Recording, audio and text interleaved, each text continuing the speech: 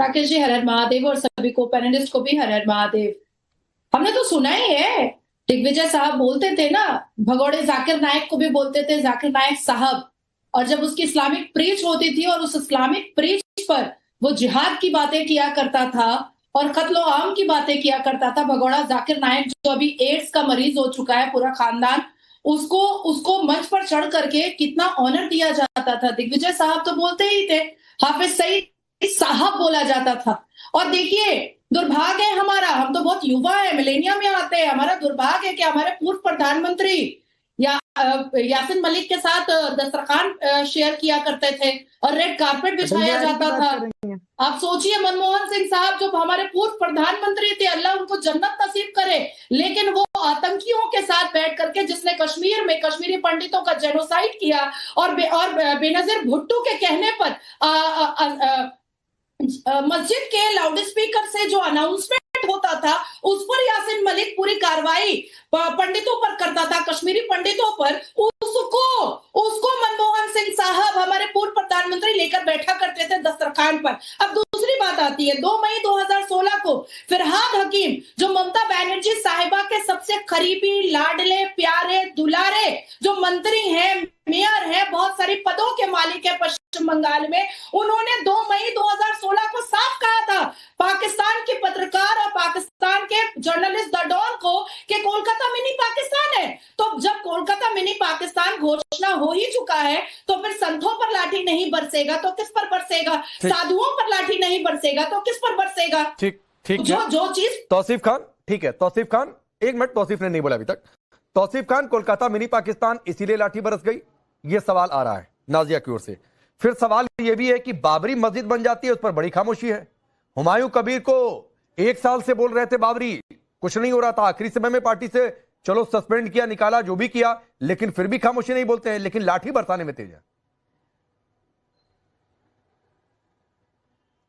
नहीं, ये सारे हथकंडे जो है कुछ असर नहीं देने वाले। 2026 का जो इलेक्शन है, ये सारे हथकंडे आज जो आप देख रहे हैं, जो हुमायूं कबीर कर रहे हैं, या ये सब जो भी बीजेपी भेज देती है बंगाल हाई कमीशन के पास में अपने वर्कर्स को और कहती है कि वहाँ पे प्रोटेस्ट करो, हड़दम मचाओ, और फिर उसी बीजेपी की पॉलिसी है कि हमें कमीशन को जो है बांग्लादेश हाई कमीशन को प्रोटेक्ट करना है, पुलिस को पूरा जो है जिम्मेदारी निभाना है। तो ये सारे हथकंडे जो है पहले भी अपनाए गए हैं। पिछले 3 चुनाव से बीजेपी जोर शोर से कोशिश कर रही है, वो पैसे से, वो अपने एजेंसीज से, वो छल से, हर तरीके से बीजेपी ने सारे टैक्टिक्स अपना लिए, फिर भी वो हार गई।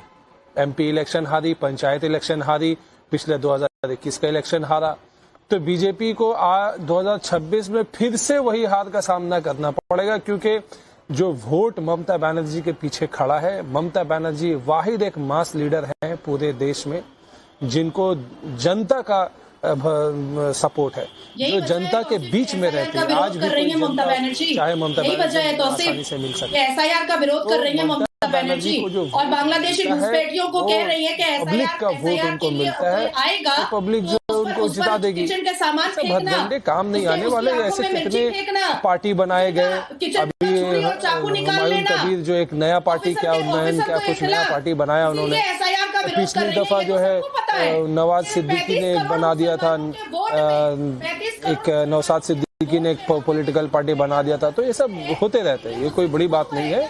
इस तरह के कितने पार्टी बने, आए गए, लेकिन ममता बनर्जी अपनी जगह पे बिल्कुल खड़ी है मजबूती के साथ, क्योंकि देश की जनता उनके साथ। एक मिनट, नाजिया ने कुछ बोल रही थी लगातार, पता नहीं आपके कानों में आवाज गई या नहीं गई, खैर गई होगी तो जवाब दे दीजिएगा। लेकिन मैं एक बात और कह रहा हूं, बहुत लोग आए होंगे 26 में क्या होगा, तौसीफ ये तो वक्त बताएगा।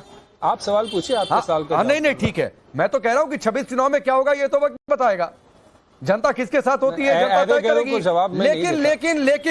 लेकिन बाबरी मस्जिद पर एकदम खामोशी, लाठी बरसाने पर आपने 2-3 मिनट बोल गए, एक शब्द आप बोलने नहीं गए कि क्या ऐसा आ गया था कि लाठियां बरसा देनी पड़ी। हिंदू मारा गया बांग्लादेश में, उस पर एक शब्द आपकी पार्टी, जिस पार्टी को आप सपोर्ट कर रहे हैं, उस पार्टी के नेताओं का बयान नहीं आता है। कोई नहीं, जो देखिए, इस पे ममता बनर्जी ने शुरू से स्टैंड क्लियर रखा है कि सेंट्रल गवर्नमेंट, बीजेपी की सरकार का जो पॉलिसी रहेगा वही पॉलिसी को ममता बनर्जी सपोर्ट करेंगे। अगर बीजेपी की सरकार, मोदी सरकार चाहती है कि यूनुस से बात ना किया जाए, वो उनको सपोर्ट करती है। ममता बनर्जी चाहती है कि भाई मोदी सरकार जो है यूनुस से बात करें, लेकिन मोदी जी की मुलाकात हुई थी कुछ महीने पहले, तो वो लोग हंस करके कुछ बातें कर रहे थे यूनुस सरकार से, मिस्टर यूनुस से। तो देखिए, जो मोदी जी का पॉलिसी है, ये फॉरेन पॉलिसी है ना, स्टेट नहीं नहीं, तो यहाँ तो केंद्र सरकार कहती है तौसीफ खान के हटाओ, घुसपैठियों को निकालो, घुसपैठी देश में रहने नहीं चाहिए, एसआईआर से घुसपैठियों को बाहर कर दिया जाएगा। तब तो आप लोग उसका विरोध करने के लिए खड़े हो जाते हैं। तब तो नहीं सोचते कि केंद्र सरकार चाह रही है कि घुसपैठियां निकाल दिए जाए तो घुसपैठियां बाहर हो जाए। कहाँ बोलिए, कहाँ घुसपैठी नहीं लाइन लगी, 10 सेकंड सीमा पर लाइन नहीं लगी। 50 से ज्यादा लाख नाम काट दिए, अब वो मृत जो लोग मर गए उनका नाम, वो तो नहीं बोल रहे कि घुसपैठियों का नाम है, क्योंकि घुसपैठियों का नाम बोलेंगे तो वो खुद फंस जाएंगे। तो बांग्लादेश की सीमा पर कौन था जो लाइन लगी थी? भाषण में कहा है, जो लाइन लगी थी तो अंदर बांग्लादेश में घुसने के लिए होम अफेयर्स ने, ये कौन थे लोग, डेटा प्रेजेंट किया है, कौन थे लोग जो लाइन लगी हुई थी? देखिए, ये अमित शाह, देखिए ये अमित शाह जी के कंट्रोल में, अमित शाह जी बॉर्डर खोलते हैं, किन लोगों के लिए खोलते हैं, क्यों अंदर बुलाते हैं, उनको क्या नागरिकता देते हैं, ये सारा जो है डिपार्टमेंट अमित शाह जी का है। अमित शाह जी आज के देश में एक home minister, part time home minister, full time de facto BJP president and forever BJP के चीफ इलेक्शन कैंपेनर और chief election strategist. Amit Shah ji एक बड़ा रोल निभा रहे हैं, उनके ऊपर में पावर है भाई, वो जो इनके टॉपिक गवर्नमेंट जी से स्टेट गवर्नमेंट का लिमिटेड रोल, अब इनको चुप कराइए, कोई पावर नहीं होता है चुप कराइए इंटरनेशनल मैटर्स में बोलने के लिए। आप ये बताइए, आपके बॉबी हकीम क्या कहते हैं कि मैं अल्पसंख्यक चाहता हूं कलकत्ता में हिंदुओं को, उसका जवाब दे दीजिए। दिग्विजय सिंह क्या कहते हैं, ये एक्शन का रिएक्शन है कांग्रेस पार्टी। राशिद अल्वी क्या बोलते हैं कि यहां मस्जिदें तोड़ी जा रही है। इस तरह से उनके, आप जो वहां भीड़, उन्मादी भीड़ ने मारा था एक हिंदुओं को, उसके साथ खड़ी है, उनका समर्थन कर रही है, जस्टिफाई करने के लिए तुले हुए हैं। और हुमायूं हजारों लोगों के साथ वह नमाज अदा करता है, एक लाठी तो क्या, एक पुलिस वाला उनको नहीं रोकता, और यहाँ बेहोश पड़े हैं साधु, उनके ऊपर लाठी बरसाई जाती है। कैसी निर्मम तरीके से ये ममता दीदी है। और बात बात पे सड़क पर उतरने वाली ममता दीदी अब कहाँ है, अब कहाँ छुपी बैठी है ममता दीदी, बताइए जरा मुझे। और जहां तक आपकी बात है बाढ़ लगाने की और घुसपैठियों की, 450 किलोमीटर पे हमने 7 बार देश के होम सेक्रेटरी, चीफ सेक्रेटरी के साथ मीटिंगें की हैं, 10 रिमाइंडर भेजे इनको। आप जगह मुहैया क्यों नहीं कराते हो, बताइए आप मुझे। हमने तो बाढ़ लगा दी ना 1650 किलोमीटर पे बांग्लादेश बॉर्डर पे, की जनता बहुत अच्छे से समझती है। आप अच्छा एक बात ममता दीदी हुमायूं कबीर को तो आप लोगों ने कहने के लिए निकाल दिया, चलिए आपके पास एक ग्रे लाइन भी है कि वो तो निकाल ली है, बीजेपी फंड करी है, एक मिनट दीजिएगा विजय शर्मा। लेकिन जिन फिरहाद हकीम का नाम लिया नाजिया ने अब से थोड़ी देर पहले, वो तो मेरे हिसाब से अभी आपकी पार्टी में ही है, जिस पार्टी को आप सपोर्ट कर रहे हैं। उन्होंने क्या कहा था, इस्लाम में जन्म नहीं होना दुर्भाग्य की बात है। नहीं, ये मामला लगभग 1 साल से ज्यादा हो चुका है, मुझे याद है, हम लोग भी टीवी में डिस्कस कर रहे थे। तो बात को तोड़ मरोड़ कर पेश करना मीडिया में, इसके ये कोई नया बात नहीं है। प्रतियोगिता में पोर्ट एरिया जहाँ तक बात हुमायूं कबीर का है, देखिए बीजेपी के पास में हजारों हजार करोड़ रुपया, हजारों हजार इतना रुपया है बीजेपी के पास में, यहाँ पर हम सोच नहीं सकते। बीजेपी जिसको चाहे ऐसे करके खरीद लेगी, बीजेपी जिसको चाहे ऐसे पैसा फेंक देगी। बीजेपी ने पैसा फेंक दिया, एक पॉलिटिकल पार्टी बना दो, बंगाल में एंटी बीजेपी वोट को डिवाइड कर दो, ये तो स्ट्रेटेजी, ये तो लोग समझते हैं। अंग्रेजों के जमाने में था कि फूट डालो और हुकूमत करो, यानी कि हिंदू मुस्लिम में लोगों को बांट दो और हुकूमत करो, अंग्रेजों के जमाने। और ये अंग्रेजों को चमचे, ये बीजेपी वाले, इनके खानदान क्या थे, अंग्रेजों का जूता पॉलिश क्या करते थे, अंग्रेजों की चापलूसी क्या करते थे, भगत सिंह को और सुखदेव राजगुरु इन लोगों की जो है खबर जाकर दिया करते थे। नाजिया तौसीफ मेरे हिसाब से आपको सुनकर अनसुना कर रहे हैं, आपको सुनकर शायद अनसुना कर रहे हैं, लेकिन तौसीफ भाई अगर बीजेपी को पैसा ही अगर आपके हिसाब से दे दिया तो फिरहाद हकीम को बीजेपी नहीं पैसा दे पाई, और फिर ये लाठी चार्ज कराने के लिए भी पैसा दे दिया क्या?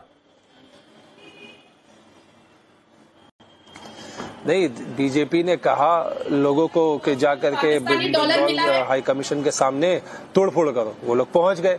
फिर बीजेपी का ही पॉलिसी है, सेंट्रल गवर्नमेंट का पॉलिसी है, स्टेट गवर्नमेंट को मानना होगा कि जो हाई कमीशन है उसको पूरा प्रोटेक्शन देना है, तो वहां पे प्रोटेक्शन देना है। ये एक पिक्चर बनाना था। हम हुमायूं कबीर की बात कर रहे स्टेट हैं। गवर्नमेंट का चीफ मिनिस्टर का रोल बहुत कम होता है। ये इंटरनेशनल मैटर में, फॉरेन अफेयर्स में, फॉरेन पॉलिसी में सेंट्रल गवर्नमेंट का रोल होता है। आज सवाल जो है सेंट्रल गवर्नमेंट से होनी चाहिए, मिस्टर मोदी से होनी चाहिए, मिस्टर अमित शाह से होनी चाहिए। आपकी सरकार ने अगर हम वो चाहे, देखिए वहाँ पे स्टूडेंट लीडर को मरवा देना कोई मसले का हल नहीं है मेरे समझ से, लेकिन मोदी जी जो ठीक समझे,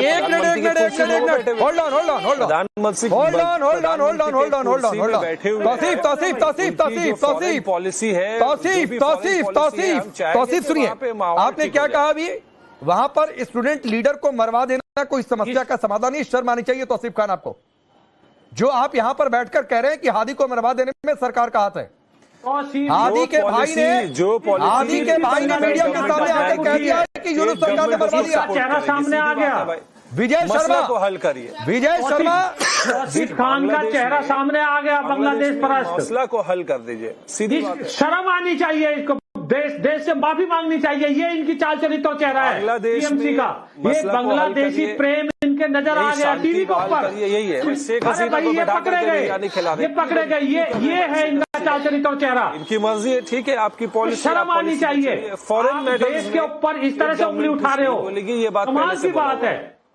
राकेश भाई, ऐसे व्यक्ति को आप बुलाते हो में स्टेट देश के खिलाफ बोलते हैं, देश विरोधी बातें करते हैं को। ये ममता बनर्जी ने पहले क्लियरली बोल दिया। आप बताइए सबूत कहाँ है? माफी मांगिए देश से। वो चाहे बांग्लादेश के खिलाफ जैसा भी रवैया अपनाए भारत सरकार, सबूत लाइए। स्टेट गवर्नमेंट सपोर्ट करेगी।